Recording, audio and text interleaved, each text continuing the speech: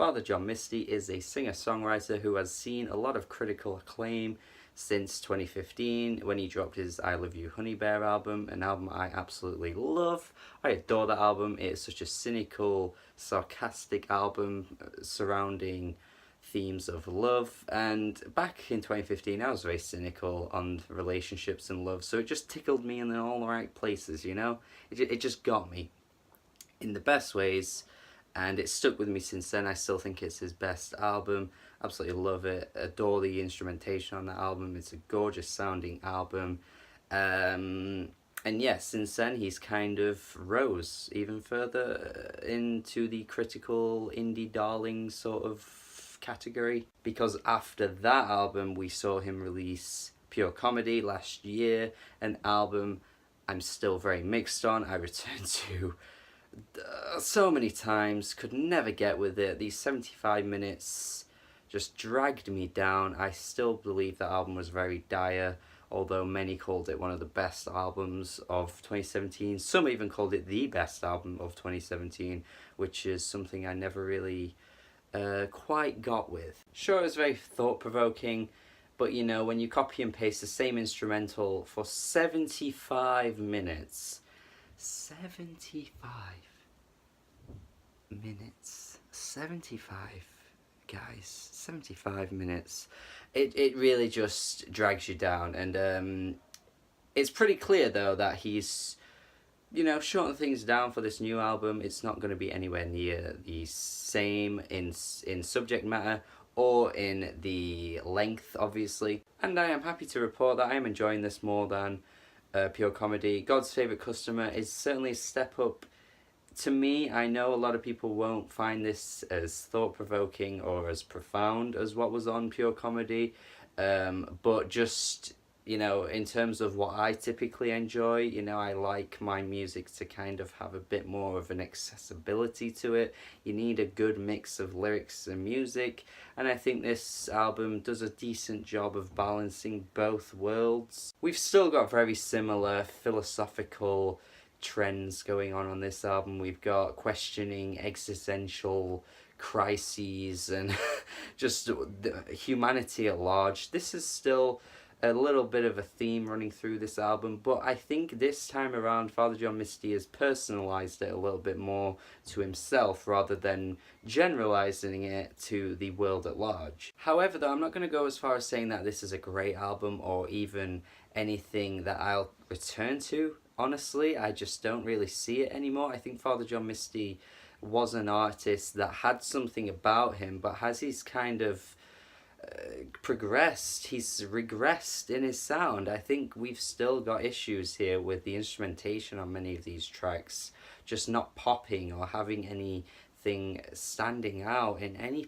specific way. We still have those similar issues that we had with Pure Comedy, with those sluggish, dragging your feet along instrumentals that just don't go anywhere, and his same voice that he does on every song, his same vocal melodies. It's just still all there. That doesn't grab me in any kind of way. I am going to get onto the lyrics, but I just want to point out tracks like God's Favourite Customer, which just doesn't really hit me in any specific way. I feel nothing once this track's over, and honestly that was the one track that I was almost ready to just skip every time it came on because I just couldn't get with the instrumental at all. So bland, just dumb enough to try. I swear down it's just a Hey Jude wannabe. Jesus Christ. And the songwriter may have worked as like a very soft version of what he's already been doing if there weren't already so many slow tracks to begin with. Like, you can't just throw in a slower version of already slow songs on your album. If you're trying to impact the listener in any kind of way, you needed this to be there as like the centerpiece of the album, you know, like maybe in the middle, you know, to kind of slow things down, but it really just didn't add to the vibe in any particular way, unfortunately. And we've also got to talk about Father John Misty's singing too. There are a few of these tracks where he tries something a bit different, which I applaud. I do applaud that he's gone for something different here, but he really stretches out his vocals to the point where they sound pretty bad on tracks like Please Don't Die. You're all that I know it's not quite that bad, but you know, I just think it really didn't fit his style at all.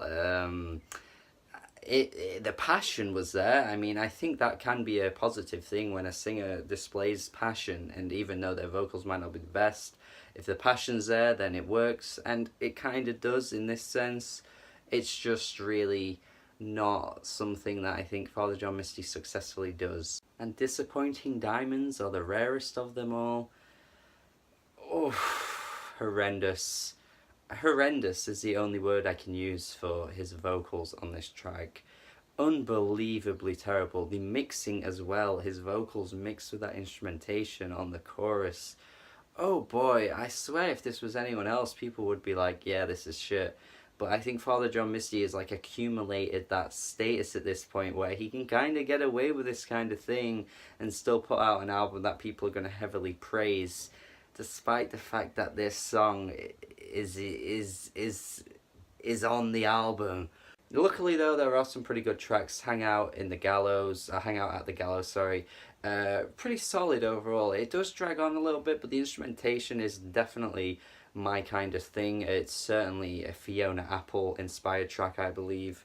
I mean, that instrumental is totally like something that would have appeared on her like 90s work or even later work too. Definitely got that same sort of menace to it and that kind of bite, just maybe not quite living up to what Fiona was able to do, but it's reminiscent enough for me to think that it's solid. And Mr. Tillman is a track that I've already stated at this point that is more my kind of tempo. Reminds me a lot of actually what was on his Fear Fun album, which is an album I never see get referenced by people now, but it was pretty solid back in 2012. It was an alright album, had some great tracks on it, and that kind of instrumental is just peppy and upbeat and got a bit of a jazzy swing to it that I really enjoy, and I think this is easily the standout song on the album. If the tracks fit this style, I think we could have had a really good album here, but I think he just falls into the same like stubborn ways that he's got with these instrumentals. Like he's really pushing that down our throats with these standard piano bland instrumentals like constantly. I just don't know where that lavish, lush, organic feel has gone from I Love You Honey Bear. Like those tracks were gorgeous, they were absolutely wonderful, and they had so many arrangements to them, so much detail, and he's just stripped it all away, and I just don't get why. Now on to the lyrics. I mean, I've been pretty harsh on the way this album sounds so far, but luckily I think Father John Misty does have enough interesting ideas in his brain to at least conjure up some tracks that interest me, even if the sound of the songs aren't that great either, because I think sometimes an artist can pull it off if they've got some good lyrical themes backing up their less interesting instrumentation, and Father John Misty is certainly an artist that does that on this album. Mr. Tillman is a great example of this, where he's sort of telling the story of like how this hotel concierge is constantly like just throwing his dismay at Josh Tillman here, and constantly just frustrated with his ways and how he just doesn't understand why he keeps doing the thing that he keeps doing, while, you know, Mr. Tillman is at this hotel because of this crisis that he's just had to go through, so he's staying here to get away from it all. And I don't know, it's just kind of this surreal feel to it that sort of reminds me of like a Wes Anderson film. Like I totally feel like this kind of character, the Mr. Tillman, being a character in that kind of universe. I just love this kind of songwriting. I feel like it has so much to it that makes me just, I don't know, find something funny about it, but also see that there's this big relatability to it as well. Definitely reminds me of his I Love You Honey Bear years, you know, that kind of songwriting that's self-reflective, but also comedic, and it mocks himself while also painting this sort of like picture of how he's going through this terrible thing. Like there's just something about it that I really admire, and I just wish he kept it up with this kind of thing on subsequent releases, because I prefer this kind of songwriting from Father John Misty. And Just Dumb Enough to Try is this great little track where he's talking about how he'll never quite understand his wife. He's been with all these women in his past, making a bit of a joke out of that too, but at the same time, he'll never fully understand her, even though he loves her and she loves him. And it's that kind of really relatable thing where, like, yeah, you can love someone, but you'll never truly know them the way you think you do. And it's this kind of songwriting, again, that's like self-reflective, that I think Father John Misty does best. I mean, here he's talking about his wife, and he didn't really talk about his love on his last album. And I think when he talks about love, he is at his best. I think this is when he's in his headspace.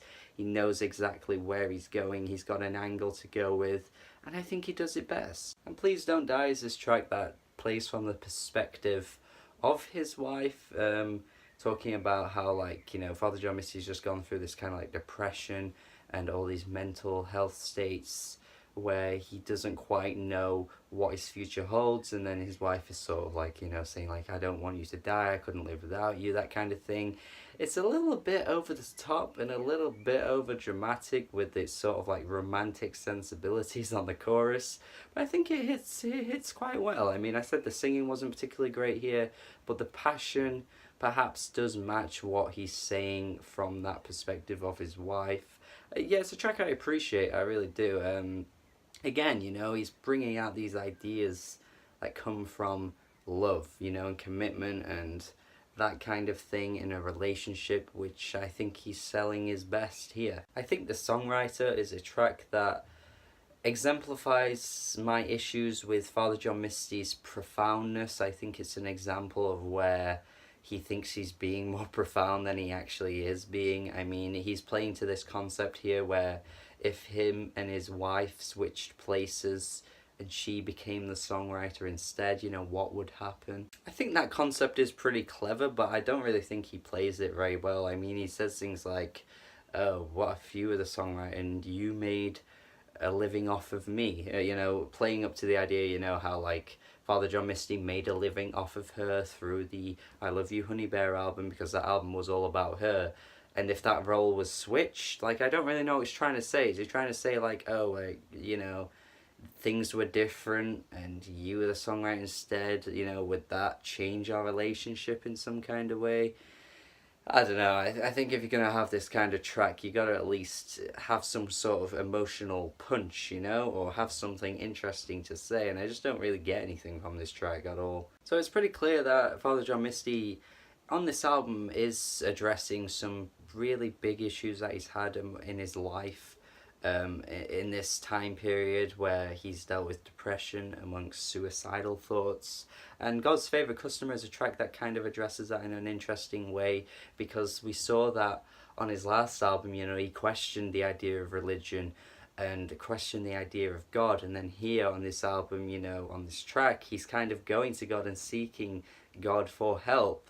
And I think that's kind of interesting because, like, he got to a point so low in his life that he even had to go against his own morals and beliefs and believe in something that he maybe didn't even believe in. And I like the sarcasm on this track too, because he's kind of like, well, yeah, God's favourite customer, I don't believe in you, so you must love me. Which then kind of brings us to the final track, which makes sense for this album, I must admit. I mean, the idea that, we're people and we've had all this turmoil and all of these horrific things happening to us, and yet why are we still here doing this over and over again when we know it all ends in the sad same way? But I think the track really, really was a missed opportunity. I think there could have been much more interesting ways to tackle this.